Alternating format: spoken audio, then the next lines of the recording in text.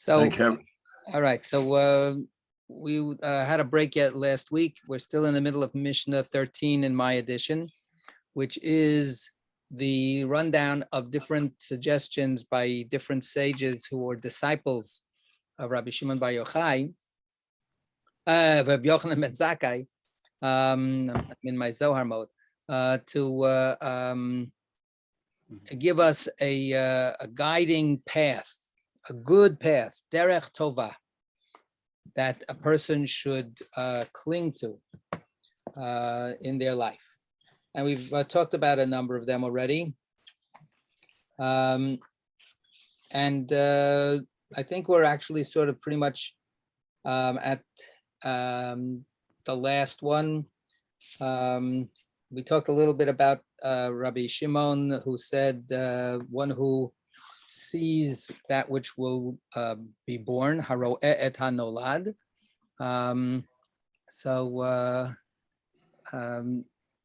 The way it's translated in my book is who considers what may result from their actions. And what is, and I think that that's pretty much the consensus translation, the sense of it, right? Other people have other translations like that. Well, Rabbi Shapiro says. Wait, Rabbi Shapiro. Sorry. Okay, well, we always say Rabbi Shapiro for last. Okay. Yeah, Rabbi Hertz says one who foresees the fruit of an action. Right. So the consequences, you know, if you do something, you know what the ramifications are, what the consequences will be. So we have to understand why that's so wonderful, but we talked about that a little bit. And what did Rabbi Shapiro say? He says, what is the key to right action? Yeah, and then with each of the rabbis, he lists basically a 2 or 3 word right. thing. So what's Rabbi Shimon? Rabbi Shimon. A good mind. No. That's what he says. Haro'eh et hanolad is Rabbi Shimon says he says a good mind. Yep, that's the translation. Okay. So that's an out of the box translation. Okay. Again, the literal words are a person who sees that which is born or to be born. Huh. So that's quite an interpretive leap. Indeed. To say that, but okay. We're on number 13. According to my numbering, yes. Yeah. Rabbi Shimon said foresight in the one Okay, foresight. So your translation is foresight. Again, seeing what's going to happen in the future. You can look ahead to the future and take that into account. So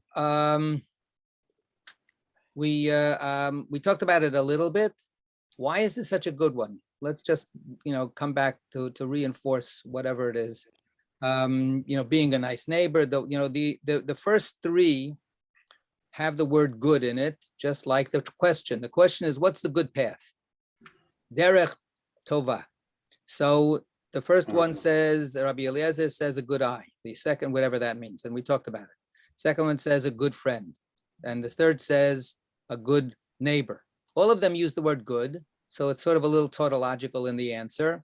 But we understand that they're talking about certain kinds of relationships, certain kinds of willingness to be there for the other person.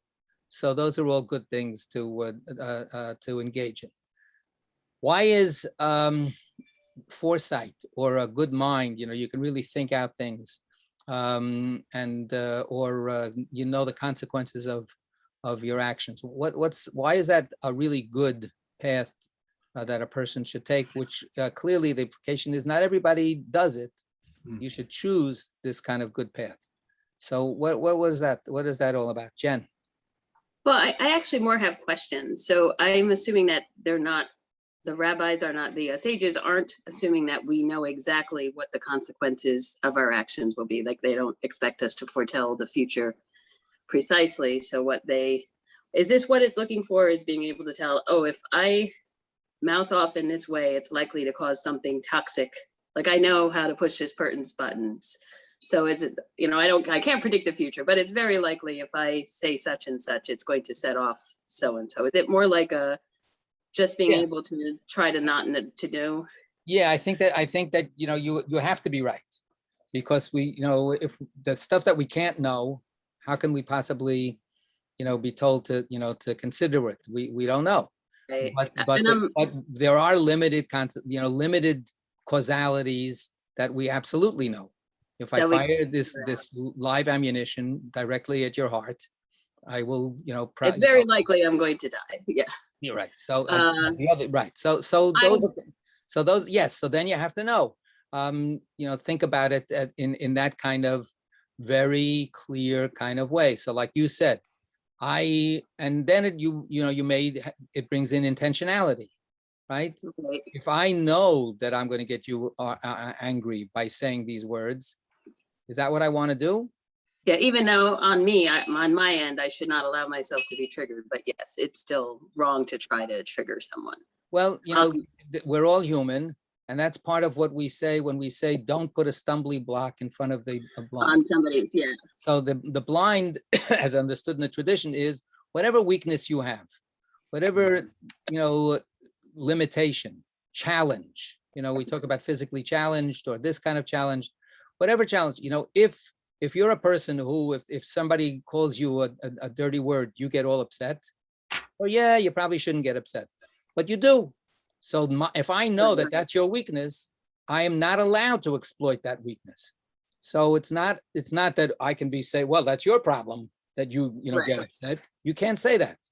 I guess I'm trying to balance this with another saying, which is very meaningful to me from the Gita, that is, you have a right to your actions, but not to the fruits of your actions. So you have to, do the right thing. And then what happens is not, I don't think they're incompatible. I don't think they're incompatible either. And I think that that's the broader, all of Devarim, right? We're in the book of Devarim now, the book of Deuteronomy in our Shabbat cycles. All of Devarim constantly, with all of its other various teachings, it repeats many times that there are certain basic causal facts that we should be aware of. And that is that you should choose the good because that's gonna end up having good consequences. And don't choose the bad. If you choose the bad, it will have bad consequences. How that works out is never predictable. What the good consequences are of the good that you do are not predictable. I'll get a reward. I mean, that's one of the kinds of simple-minded ways. If you do the good things, then God will give you crops in the field and rain at the right time. So as Maimonides says, God is treating us like babies when God talks that way. But if it works, let it work. But yes, so we don't know. There are unforeseen good consequences to actions that I intended to help this person. I didn't end up actually helping them, but somehow or other, mysteriously, the effect was that it ended up helping somebody else completely that I didn't even know. So I think that to me, that's certainly what the Gita is saying. And of course, there are other parts of it which are more challenging. What if it's not obvious? As there are in the Torah. So yeah, but what if it's not obvious that what you're doing, that the good thing that you're doing actually is good? How much does the good result that is foreseeable condition whether what you think is good is good? This gets. I think that's absolutely challenging. It's challenging on even if it's not like necessarily a totally moral thing. Like if you just do your best at your job and you still get cut, you're still laid off, or there's all sorts of ways that this plays out. Right. This is why we need cheating. Yeah. So this is his obsession, actually, right? Yeah, Josie. No, I can't hear a thing. What is this that Jennifer referred to, the Gita? Yeah. Bhagavad Gita, Okay. It's a One of the Hindu. great Late classics of Hinduism. Hinduism. Yeah. Okay. Let Jennifer say. It's not like so it's extra. It's like there's the Vedas, which are the equivalent of our Torah. Okay, there's like 4 books of the Veda that are the scripture, and then this would be like in their Tanakh is the Bhagavad Gita. Okay. It's where we get a lot of information on Vishnu as Krishna, as that's like if you ever heard of the Hare Krishnas. To the Hare Krishnas, they don't really care about the Vedas so much. they really care about the Bhagavad Gita, but it's, it's universally beloved. And it's Can I add ways something? to live or behave? Is that the focus? Did you hear it, Jennifer? Did you hear the question? Yeah, I had to unmute again. I'm sorry. The focus is honestly on relationship with God, and there are different paths to take to that. It's mostly about devotion, the path of devotion, but it's also the path of karma, which is good works, and the path of mindfulness, which is like meditation, and knowledge, which is like study. But the last three get short shrift, and mostly it's about devotion, and then a little bit more about karma, and then it kind of shrugs off the other two, because the main characters, Krishna's like, yeah, you're not cut out for study or for or for massive meditation. So we're gonna just like kind of skip over those. So, but Bill, that's Can you it's hear about me? Yes, yes, Sarita, 1 second. Bill, Okay. do you want to add anything? I have a slightly different understanding of that part of the Gita. Basically, Krishna is talking to Arjuna, who's I forget whether Krishna is the chariot driver, Arjuna is the chariot driver, but whatever it is, Krishna is appearing as God. Krishna is a chariot driver. He basically says what God says to Job in the book of Job. Just do your business and leave the rest to me. I know what's what. You're never going to know what's what. I'm taking care of the universe. You just perform your task. But along the way, he offers these three paths to knowledge of God. Jnana, study, which directly parallels a path in Judaism. Bhakti, which is what Jen is talking about, devotion, reduced to the level of offering, making offerings to the idols, but it's beyond that. And the third was karma, which is karma is yoga, the physical discipline of yoga. Okay, that's my understanding from what I have. We obviously are going to differ about that, but anyway, that's what I got out of it. So that that's already not just bite-sized wisdom. This is already like a whole meal of wisdom that will have to wait for another time. Yes, Sarita, thanks for waiting. Oh, that's okay. I wasn't sure. We're on a phone where we don't have internet. Our translation, one who foresees the fruit of an action. I'm thinking that it doesn't really matter. The consequence isn't so important here. I think that our whole idea is just don't do something or say something without first thinking. Because the next thing, I know you haven't talked about it, is the good heart. And so that's if you are not impulsive and you think before you act or say, and you have a good heart, then if you're thinking, you won't do anything that might at least intentionally cause harm. So I don't think that it means don't do anything before you have thoroughly thought out whether or not the consequence might be good or not, but just think before you do, or think before you say, because there are so many unforeseen consequences. So let's just we sort of assumed certain things, and I think that we can come back to it. Consequences in what sense? Consequences means effects. Whose effects are we thinking about when we remind ourselves that what we're doing has consequences? Consequences where? Consequences in what sense? So what I would distinguish consequences to me, consequences to anybody else, right? In other words, I can read this as saying, just in the English, just remember that there are consequences to what you do. Okay, so if you spend all of your money on this very expensive thing that you can't afford, the consequence will be that you won't have any money left. So it's all about you. That's one way of thinking of consequences. So a good way to live your life is live within your means, live within what you can control. Don't try to do things that are going to get you into over your head, and you won't be able to take care of things. That would be one way to think of it. The other way is whatever you do goes beyond yourself. Whatever you do has consequences, has ripple effects that go past you.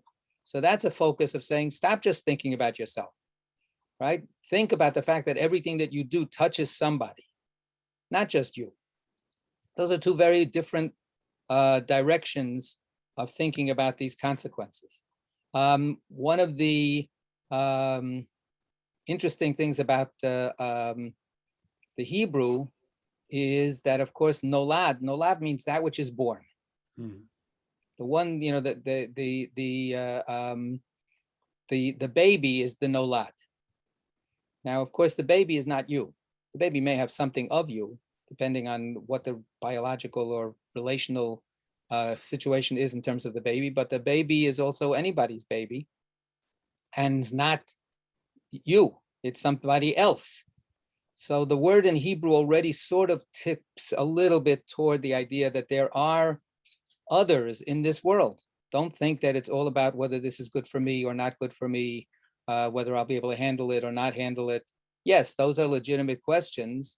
But the next step is to realize that the whole world exists beyond your own little bubble. So those are two possible ways to think about that. Let's go to what Sarita said, mentioned, and that's the last suggestion. The last suggestion is Lev Tov, a good heart. So how does this get differentiated from the ones that we've seen until now? It brings us back to the word Tov. It brings us back to good. So it's a little bit, again, repetitious.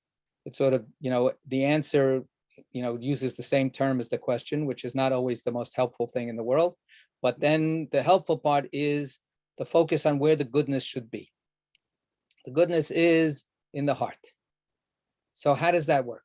What is it? How would we explain to somebody, what does it mean to be a good-hearted person? Well, Geraldine, wait.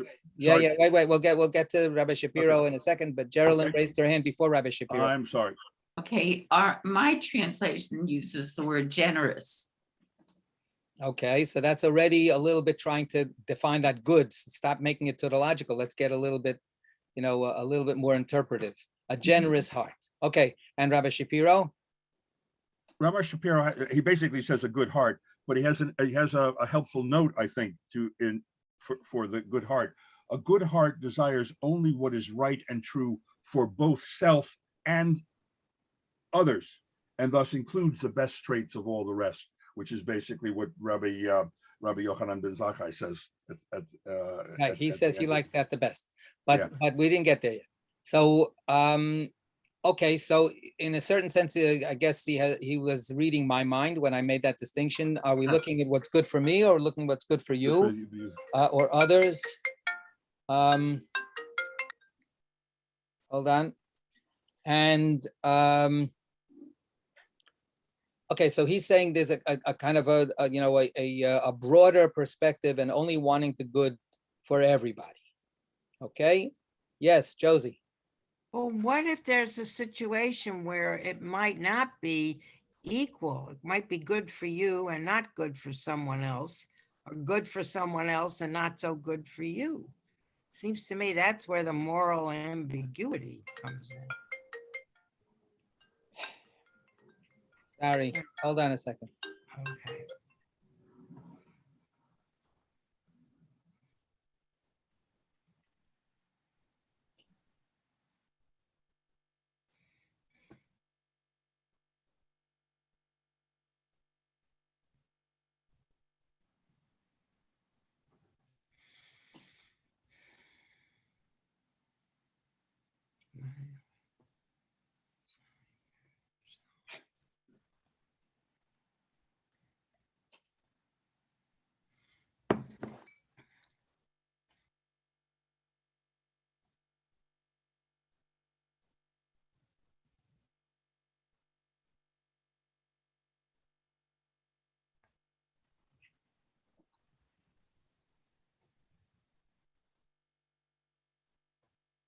Okay, I'm sorry.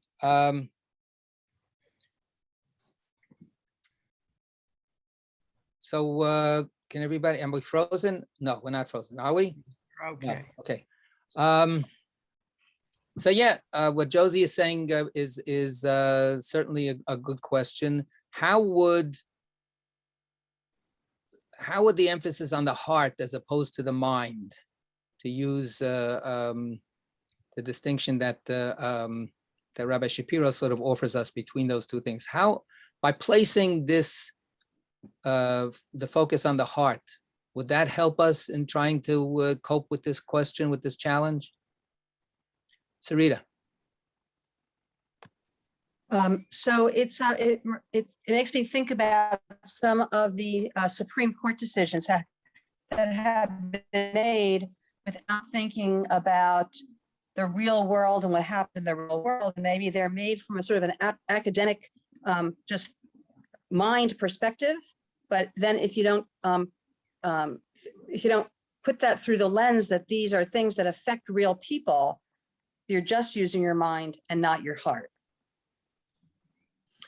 Yeah.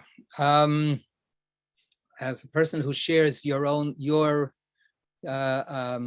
evaluation of how miserable our Supreme Court has been in the recent. I was trying to say it in a political way. Right. So I won't. I have that weakness. But it's very tricky, right? Because to a certain extent, there was, to a certain extent, it's also facts. Like, don't you see how this is affecting certain people? Don't you see how this is absolutely having consequences that are real consequences, political, economic, health-wise, and so on? I mean, one of the things that we've seen, if we wanted to see them, are the studies that give us real data, that show us, the pandemic affected people of color, people who are poorer in an disproportionate way, not a proportionate way, a disproportionate way. So this is facts. So you would think that a smart person who's smart enough to go to law school and then get smart enough to move through the system and actually get put on the Supreme Court, you would think that such a person would understand that. You would think that a person with a nice intelligence would understand that racism is not disappeared from our country. How could a person even write something like that, in a Supreme Court decision that says that we don't have to monitor, certain states that try to discriminate against their citizens? So it's actually, So it comes back to empathy, though, right? We talked last time about empathy, that it comes back to being empathetic. Right. So that's where the heart, that's where the heart and the mind, work in some kind of, interrelationship. And if you have to use the biblical term, if you have a hard heart, then you're going to crunch the numbers a certain way, or you're going to evaluate the numbers a certain way. If you have an open heart, you're going to see certain things that otherwise are invisible to very smart people. Yeah, Jen.